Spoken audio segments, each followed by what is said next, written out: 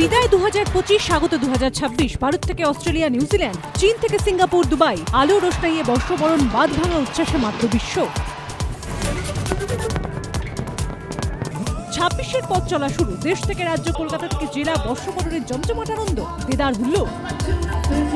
রাজ্যের প্রথম মহিলা মুখ্য সচিব মনোজ পান্থের জায়গায় এলেন নন্দিনী চক্রবর্তী। নতুন স্বরাষ্ট্র সচিব জগদীশ প্রসাদ মীনা। মুখ্য সচিবের সমমর্যাদা সম্পন্ন মুখ্যমন্ত্রীর প্রধান সচিব পদে মনোজ পান্থ। টিকিট পেতে বিধায়কদের হোম মিনিস্টারের হোম টাস্ক। 2 মাসে নিজেদের যোগ্যতা প্রমাণ করতে হবে, সপ্তাহে অন্তত 4 দিন থাকতে হবে এলাকায়, করতে হবে পথসভা, নির্দেশ অমিত শাহের। দিলীপ ঘোষের সঙ্গে একান্ত বৈঠক অমিত শাহের। ফের রাজ্য বিজেপিতে সক্রিয় ভূমিকা দিলীপ। ডাকা হয়েছিল শোনার জন্য। বিজেপির মরণকালে এখন দিলীপ নাম। কলকাতায় 28টার মধ্যে জিততেই হবে 20টিতে। বুকে লিখে নিন, এবার আমাদেরই সরকার। কলকাতার বুথ সদস্যদের বৈঠকে দাওয়াই অমিত শাহের। আমরা একদম উজ্জীবিত, আমরা সবাই একসাথে আছি।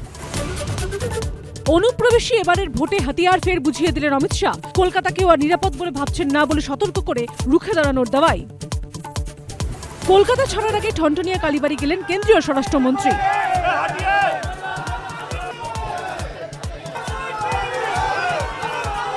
অমিত শাহের পর ফের রাজ্যে আসছেন মোদী। 18 জানুয়ারি মালদায় সভা সম্ভাবনা। প্রধানমন্ত্রীর আমরা 17-18 তারিখে এরকম একটা ঠিক হয়েছে, মালদাতে আসবেন, একটা জনসভা করবেন। কোচবিহার থেকে কাকদ্বীপ, রাজ্যের সব কেন্দ্রে বিজেপির প্রার্থী নরেন্দ্র মোদী। তৃণমূলকে হারাতে সবাইকে কাঁধে কাঁধ মিলিয়ে কাজ করতে হবে, সায়েন্স সিটির বৈঠকে বার্তা সুকান্তর।